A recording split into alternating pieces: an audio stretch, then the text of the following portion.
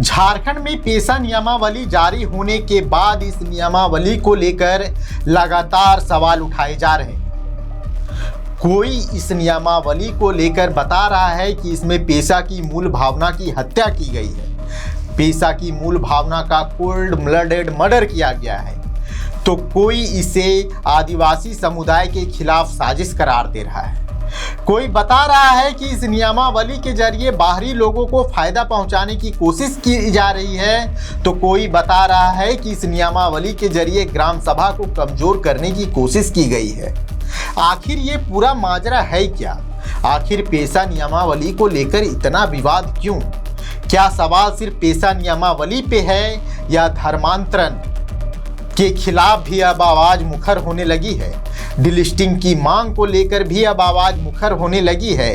पहले जो आदिवासी समुदाय का एक ग्रुप डिलिस्टिंग की मांग कर रहा था, अब इस मांग में कई बड़े नेता शामिल होते हुए दिख रहे हैं। चलिए हम आपको एक एक कर बिंदुवार समझाते हैं कि आखिर पेशा नियमावली पर विरोध कहां से शुरू हुआ। पेशा नियमावली जारी हुई, सबसे पहले अमर बावरी पूर्व में नेता प्रतिपक्ष रहे, उन्होंने इस सवाल उठाया इस नियमावली की मूल भावना पर। इसके बाद बाबूलाल मरांडी के लंबे चौड़े पोस्ट आप सभी ने देखे। वक्त आगे बढ़ा, इसके बाद अर्जुन मुंडा ने प्रेस कॉन्फ्रेंस की। प्रेस कॉन्फ्रेंस में पूरी नियमावली की प्रति लेकर अर्जुन मुंडा ने इनकी खामियों को गिनाया, लेकिन दबे पांव दबे स्वर में वो धर्मांतरण की तरफ इशारा करना भी नहीं भूले। लेकिन जब उनसे मुखर सवाल किया गया तो उन्होंने कहा नहीं, आज सिर्फ पेशा पे बात करते हैं। लगा कि हो सकता है अभी भी धर्मांतरण को लेकर सवाल उठाने से झारखंड के बड़े आदिवासी नेता बच रहे हैं, लेकिन फिर चंपई सोरेन सामने आए। झारखंड में आदिवासियों के सबसे बड़े नेताओं में से एक कोल्हान टाइगर चंपई सोरेन। जब चंपई सोरेन ने पीसी किया तो स्पष्ट हो गया कि लड़ाई सिर्फ पेशा नियमावली से नहीं है, धर्मांतरित ईसाइयों से भी है। इसके बाद बाबूलाल मरांडी ने प्रेस कॉन्फ्रेंस किया, जिसमें उन्होंने लगभग सारे पन्ने खोल दिए। उन्होंने कहा, आप समझ रहे हैं, मैं नाम नहीं लेना चाहता, लेकिन इस नियमावली में हर वह प्रावधान किया गया है जिससे आदिवासी समाज को लाभ ना पहुंचे और जो बाहरी लोग हैं वह इसका लाभ उठा सके। रामेश्वर उरांव ने भी, जो कि सत्ता पक्ष के विधायक हैं, कांग्रेस के विधायक हैं, पूर्व वित्त मंत्री रह चुके हैं, उन्होंने भी इस नियमावली पे खुले स्वर में सवाल उठाया। उन्होंने कहा कि मैं किसी बंधन में नहीं बंधा हूं, इस नियमावली में आदिवासी समुदाय की मूल भावना के साथ खिलवाड़ किया गया है। आखिर ये पूरा मामला क्या है? क्या सिर्फ निशाना पेशा है या धर्मांतरित ईसाइयों के खिलाफ भी अब झारखंड में आवाज बुलंद होने लगी है? यह बहुत बड़ा सवाल है। यह सवाल हर जगह नहीं उठाया जाएगा, इसलिए हम यह सवाल उठाकर इसका जवाब निकालने की कोशिश कर रहे हैं कि इस नियमावली में जो प्रावधान किए गए हैं आखिर उससे किसे लाभ पहुंचाने की कोशिश की जा रही है। जो सभी मुख्यमंत्री बोल रहे हैं बीजेपी के, देखिए कितने मुख्यमंत्रियों ने पेशा पे सवाल उठाया है ये भी हम आपको बता देते हैं। रघुवर दास बीजेपी के मुख्यमंत्री रहे, अर्जुन मुंडा पूर्व में मुख्यमंत्री रहे, बाबूलाल मरांडी पूर्व मुख्यमंत्री, चंपई सोरेन पूर्व मुख्यमंत्री, रामेश्वर उरांव कांग्रेस पार्टी के नेता, पूर्व वित्त मंत्री, उनकी बेटी निशा उरांव, उन्होंने भी इस पे सवाल उठाया।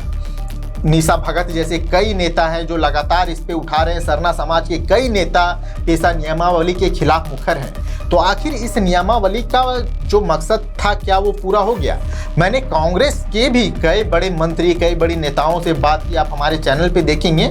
उन्होंने कहा कि अगर कोई संशोधन होगा तो वो संशोधन किया जाएगा, हम इसके लिए ओपन हैं। तो क्या इन बयानों के क्या मायने निकाले जाएं? क्या उन्हें भी लगता है कि पेशा की जो मूल भावना है उसके साथ खिलवाड़ की गई है? लेकिन जो कन्वर्टेड ईसाई हैं वो भी झारखंड में एक बड़े वोट बैंक के तौर पर देखे जाते हैं हमेशा से। तो क्या जो आदिवासी समुदाय के लोग अब ईसाई धर्म को अपना चुके हैं, क्या उनके खिलाफ अब आवाज मुखर होने लगी है? क्या अब झारखंड में सरना वर्सेस ईसाई जो अब आदिवासी ईसाई धर्म में कन्वर्टेड हो गए हैं, उनके खिलाफ एक जंग क्या माहौल बन रहा है। कई सवाल हैं, आज इन सभी सवालों पे चर्चा करने के लिए हमारे साथ हमारे सहयोगी संजय मुंडा हैं। आदिवासी समाज से खुद आते हैं और इस तरह की खबरों पे काफ़ी करीब से नज़र रखते हैं। हम इन्हें प्यार से सैम बुलाते हैं, तो हम सैम से बात करने की कोशिश करते हैं और समझने की कोशिश करते हैं कि यह जो पूरा प्रकरण चल रहा है उसे सैम किस तरीके से देखते हैं। सैम, विस्तार से बताइए। देखिए, जैसे कि अभी पेशा जो कानून लागू हुआ है और इसके दौरान बहुत सारी बातें सामने आई है। 1996 में जब कांग्रेस की सरकार हुआ करती थी तब ये नियामा कानून बनाया गया था, और उसके बनाए जाने के दौरान जब अभी के नियामा कानून लागू किए गए हैं उसमें काफ़ी ज़्यादा बदलाव हो चुके हैं, जिसके वजह से बहुत सारे ऐसे बड़े दिग्गज नेताएं हैं जिन्होंने, आपने जैसे नाम बताया, बहुत सारे ऐसे नेताएं हैं जिन्होंने इसका विरोध करना स्टार्ट कर दिया है। क्योंकि जो भी ग्रामीण से जुड़े लोग हैं, आदिवासी लोग हैं, उनके एक तरह से कहा जाए विरुद्ध में ही ये नियामा कानून बनाया गया है, इसीलिए वो विरोध में आ गए हैं। और जैसे कि आप देख सकते हैं, बाबूलाल मरांडी जी ने एक बहुत बिंदु को उठाया, बहुत मुख्य बिंदु को उठाया कि जैसे वो खुद संथाल ये से आते हैं, संथाल समाज से आते हैं, तो संथाल समाज में जैसे कि रूढ़िवादी अगर खत्म हो जाती है, रूढ़िवादी का जो बात है वो अभी के पेशा कानून में एकदम नहीं लिया गया है। अगर शब्द को हटाया गया है, इसके जगह पारंपरिक रिप्लेस कर रहा है उस शब्द। अगर रूढ़िवादी जो कि अनुसूचित जनजाति की मेन ये होती है, अगर रूढ़िवादी परंपराएं नहीं होती है तो वो अनुसूचित जनजाति में नहीं आती। जैसे संथाल हमेशा जाते हैं जाहिर और अपना माझी महल में जाकर के वहाँ वो अपना पूजा वगैरह करते हैं।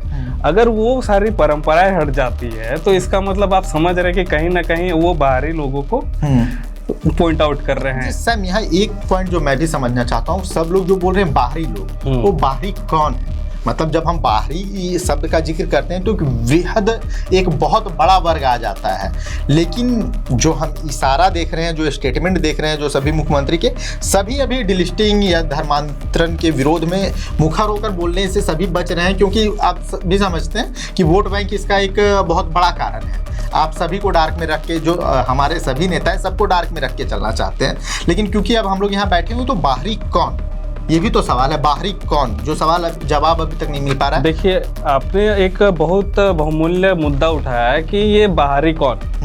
अभी यहाँ पे सिर्फ डिलिस्टिंग की बातें नहीं हो रही है, बाहरी में से अभी बहुत जगह ऐसे जगह होते हैं जहाँ पे अतिक्रमण से बाहर भी अगर देखा जाए बहुत जगह कारखाने बन रहे हैं जी। बड़े बड़े कारखाने बन रहे हैं, किसके बन रहे हैं ये आप अगर पता करें तो आपको पता चल जाएगा बाहरी कौन। आदिवासियों के जमीन को किस तरीके से खाया जा रहा है, मारा जा रहा है, और आज वो आदिवासी अपने जमीन में नहीं है। वो आज अपने जमीन के जो राजा हुआ करते थे वो आज अपने जमीन से हट करके ऐसे क्षेत्र में आ गए हैं, ऐसे परिवार में आ गए हैं, वो वैसे स्तर से गिर चुके हैं जहाँ पे वो लोगों को खाने के लाने पड़ रहे हैं, ऐसे आदिवासी लोग आ गए हैं। तो बाहरी में से ऐसे भी हो सकता है, बाहरी लोग को भी पॉइंट आउट किया जा रहा है, और ये भी हो सकता है कि अभी की सरकार के होते हुए अगर ये सारी चीजें हो रही है तो मतलब कि ये एक तरह के से देखा जाए तो यहाँ के लोगों के मूल निवासी लोगों को गैरअंदाज किया जा रहा है। और एक बात आपने कही कि बाहरी कौन, शायद में भी ये भी हो सकता है ताकि बहुत लोग खुल के नहीं आ रहे क्योंकि वोट बैंक का भी मामला हो सकता है। बिल्कुल। जैसे बाबूलाल मरांडी जी ने एक बहुत सही बात कही थी, उनका फेथ और प्रैक्टिस। ठीक है, बहुत फेथ और प्रैक्टिस। आखिर फेथ और प्रैक्टिस क्या है?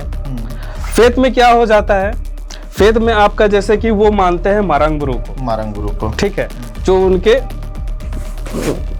जिनको वो पूजते हैं, ठीक है, और वो पूजा कहाँ की जाती है, जिसे प्रैक्टिस के तौर पे उन्होंने लिया। प्रैक्टिस यानी कि जो जहाँ पे जाके वो पूजा करते हैं, जाहिर थान या फिर माझी विहार। अब ये सारी चीजें आती है रूढ़िवादी में, अब रूढ़िवादी का नाम ही नहीं लिया जा रहा है, तो मतलब कि ऐसे बहुत सारे, जैसे एक्ट धारा में ये चीज को उल्लेख किया गया है पिछले 1996 में, और अब इसको बदल करके कुछ और रूढ़िवादी को हटा करके पारंपरिक कर दिया गया। तो मे भी ऐसा हो सकता है कि कहीं ना कहीं बाहरी का मतलब आप समझ रहे हैं। मतलब आप कहीं ना कहीं आप भी ये बताना चाहते हैं कि जो पेशा का पेच है वो अभी तक सुलझा नहीं है। देखिए, वोट बैंक की राजनीति क्या है हम आपको आज भी समझाने की कोशिश करते हैं कि ठीक है, पेशा नियमावली आई, बहुत अच्छी चीज़ है पेशा नियमावली। हेमंत सरकार की बहुत अच्छी पहल है। मतलब मानिए 1996 से ये नियम बन गए थे उन राज्यों के जहाँ पे आदिवासी पॉपुलेशन बहुत ज़्यादा है, तो उनकी परंपरा और उनकी पहचान को सुरक्षित रखने के लिए इस पॉइंट को हमेशा याद रखिएगा कि जो पेशा नियमावली का मुख्य उद्देश्य था वो यही था कि रूढ़िजन, इस शब्द से जो इतनी आपत्ति है हटाए जाने से, उसका कारण भी यही है कि जो पेशा नियमावली बनाई गई उसका मुख्य उद्देश्य ही ये था कि आदिवासी समाज की जो परंपरा, उनकी पहचान, उनके जो पूजा पाठ हैं, उनके जो पारंपरिक त्योहार, उनके अस्तित्व को बचाने की बात की गई, को बचाने के लिए इसीलिए पेशा लाया गया। झारखंड राज्य की स्थापना कब होती है? 2000 ईस्वी में होती है। तो 2000 से 2025 तक ये मामला लटका रहा। उसके बाद हेमंत सरकार ने एक बहुत अच्छी पहल की और पेशा कानून लागू हुआ। लेकिन पेशा नियमावली के बाद जो पेच निकल रहे हैं वो पेच फिर से कई सवालों को जन्म दे रहे हैं। जब बीजेपी नेताओं से ये सवाल पूछा जाता है क्या आप इसके खिलाफ अदालत में जाएंगे, तो कहते हैं कि नहीं, हम गांव-गांव जाएंगे और हर एक आदिवासी को जागरूक करेंगे। इस पॉइंट को समझिए, क्योंकि अगर अदालत जाते हैं, कोई भी अभी अदालत जाता है तो पेशा नियमावली फंसेगी, और फंसेगी तो एक नेगेटिव इम्पैक्ट उस पार्टी पे या फिर उस संगठन पे जाएगा जो इसे फंसाने की कोशिश करेगा। ये एकदम तय बात है। और कहीं ना कहीं मानिए पेशा नियमावली आने से आदिवासी समाज का विकास तो होगा ही, इसमें कोई शक वाली बात नहीं है। बस इसके जो आपत्ति है वो उसके क्रियान्वयन के तरीके पे है कि आखिर इस तरह के फैसले क्यों लिए गए। आज बाबूलाल मरांडी ने एक और सवाल किया कि पेशा नियमावली बनाने से पहले जो वृहद आदिवासी समाज है उसकी राय नहीं ली गई। मैंने खुद निशा उरांव का इंटरव्यू किया था, पूर्व पंचायती राज विभाग की निदेशक हैं। उनसे जब मेरी बात हुई तो उन्होंने यही कहा कि जो नियमावली तय हुए थे मेरे कार्यकाल में और इस नियमावली में बहुत सारे अंतर हैं। तो और उन्होंने एक लॉबी की भी बात की थी कि एक लॉबी है जो लगातार इस नियमावली में फेरबदल की कोशिश कर रहा है। तो क्या उस लॉबी का इम्पैक्ट इतना था कि इसमें रूढ़िजन हटाकर पारंपरिक कर दिया गया? ये हो सकता है। लेकिन ये जो पेशा का पेच है अभी तत्काल तो सुलझता नहीं दिख रहा, क्योंकि पेशा नियमावली ने झारखंड की सियासत को फिर से जीवंत कर दिया है। अब लगातार पेशा नियमावली को लेकर सवाल जवाब हो रहे हैं और इस नियमावली से लेकर छोटे से छोटे अपडेट्स हम आपसे शेयर करते रहेंगे। और पेशा नियमावली को लेकर और वृहद कवरेज, हम जिन चीज़ों को लेकर विरोध हो रही, बहुत अच्छी रिपोर्ट हम बहुत जल्द आप लोगों के बीच लेकर आएंगे। हम ग्राउंड पे जा रहे हैं और ग्राउंड से अच्छी रिपोर्ट्स आपके बीच ले आएंगे। हम हर एक पेशा नियमावली से जुड़ी जितने पहलुओं हैं हम उस पर चर्चा करेंगे। हम सरना, ईसाई, ग्राम सभा, मॉडल ग्राम सभा, जो पारंपरिक पूजा पाठ, हर एक चीज़ को कवर करने की कोशिश करेंगे। तो आप लोग हमें सपोर्ट करें, लाइक शेयर एंड सब्सक्राइब जरूर करें। और हमारा कवरेज अगर आपको थोड़ा भी अच्छा लग रहा है तो अपने दोस्तों के साथ भी शेयर कीजिए और हमें कमेंट करके जरूर बताइए। जोहार, नमस्कार। खबर का मतलब बवाल न्यूज, हमारे चैनल को सब्सक्राइब जरूर करें।